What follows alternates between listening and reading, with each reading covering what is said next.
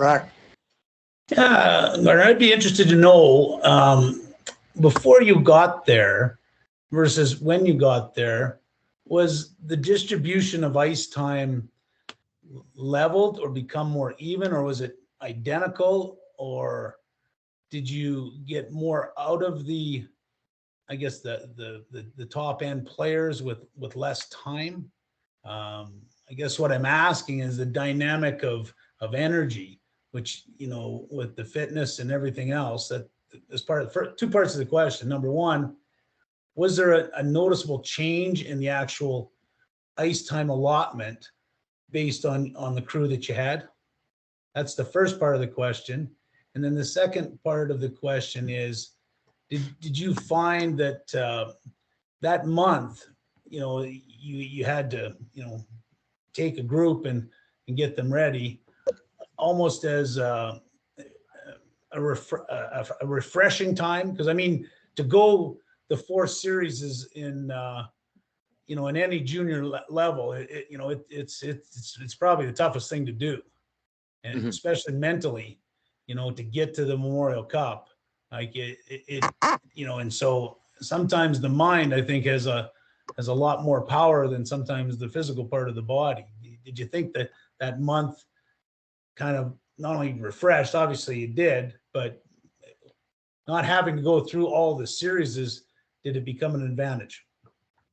Yeah, no question. And I had mentioned that's one of the controllable variables that we had somewhat. We wanted to be in great shape, because I've seen teams that get knocked out and didn't probably be fit enough.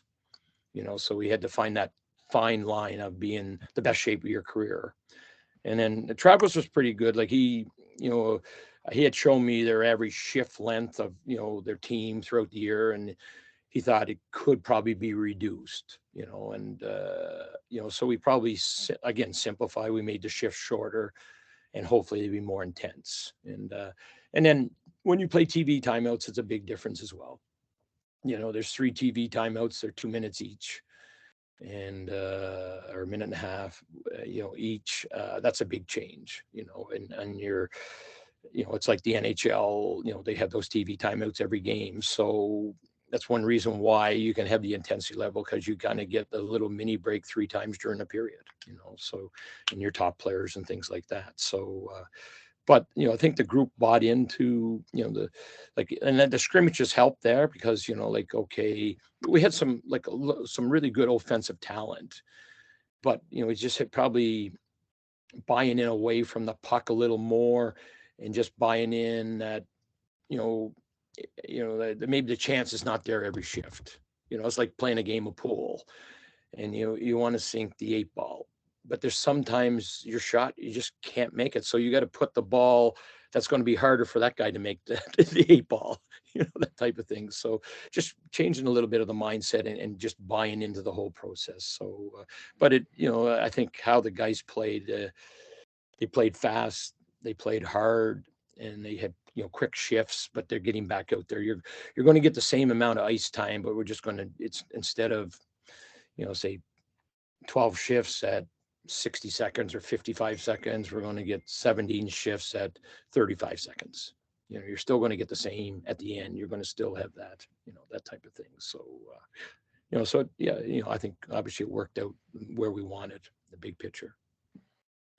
So just following up. So was the ice distribution, did you adjust it all? Did it change at all from what they were used to?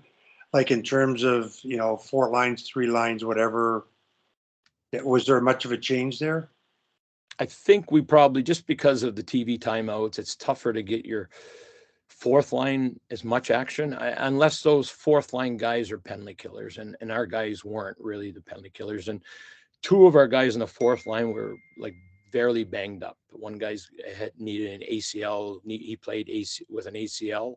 He needed ACL surgery at the end. The other guy had a bad wrist, badly, so those guys in regular season both wouldn't play, so they weren't at 100% health wise, which sometimes made and the other guy, I could bump him up in the other lines and he could get some shifts there and stuff there. So but most teams, if you look at the ice time allocation, like the three teams we played, or at least two of the three teams we played were 3-line teams all the way through the playoffs.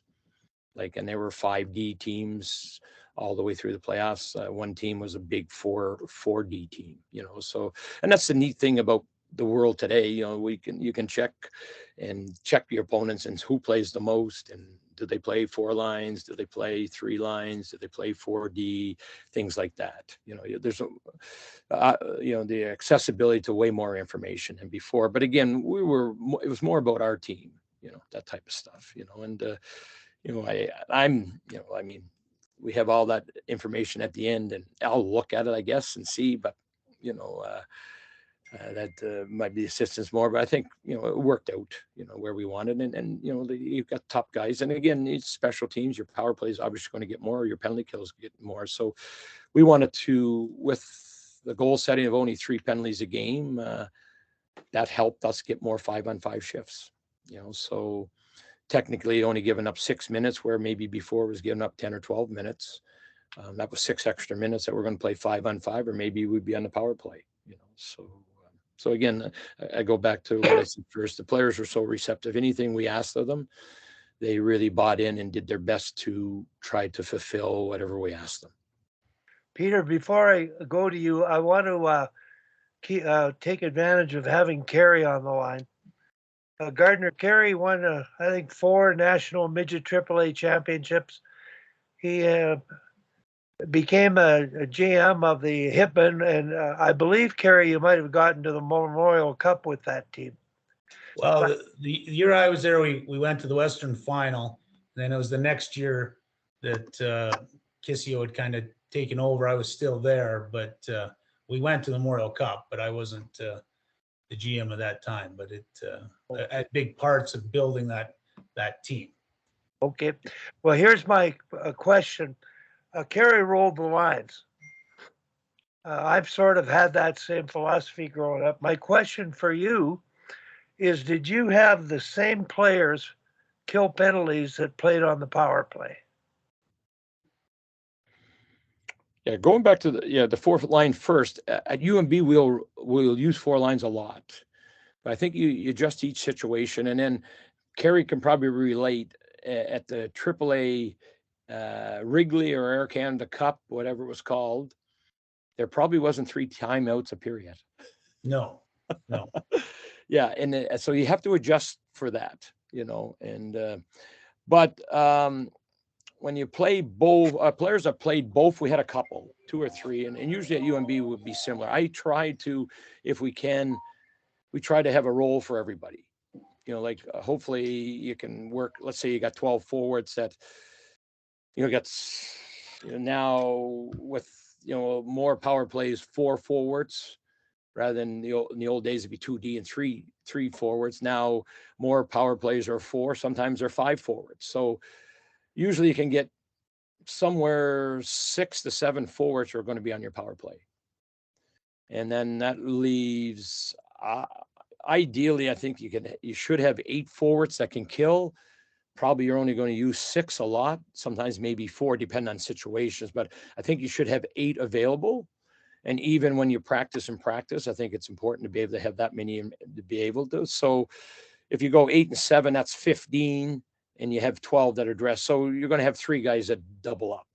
And that's usually the case. So in our case, we'd have 2 to 4, depending on situations. You know, we may, like one player may have had more, let's say, more importance on the power play than the penalty kill, but he still killed penalties. So, but maybe, again, this is a tournament, it's not regular season. So, and again, we were really disciplined. So like if you go, let's say if you take 4 penalties in a row and your best player sits for 8 minutes, I think as a coach, you got to get your best player out there, and whether he's a penalty killer or not, you got to get him on the ice. You can't just sit him on a bench for 8 minutes. You know, so you're hoping you're your best player. A lot of times your best players are offensive, but again, building them into, like, I remember a quote when Detroit were winning the Stanley Cups, and Scotty Bowman was there, and I said, the Red Wings, where the scorers learn to grind and the grinders learn to score. And so that's always been a principle myself as a coach.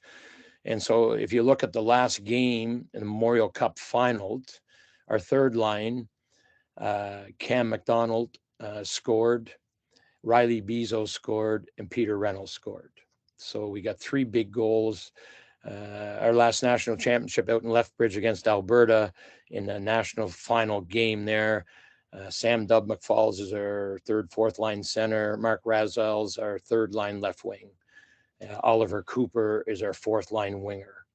And they scored 3 of the 4 goals we scored. The other goal was scored in the power play, which I say you need power play to score 1 a game. So in the biggest game of the year, at the university level, and the biggest game, obviously, at the Memorial Cup, and we scored a power play goal, and obviously DeFore and Josh Lawrence had big nights. They both scored, but our 3rd line, so-called 3rd line, and I don't 1, 2, 3, they're all important to me.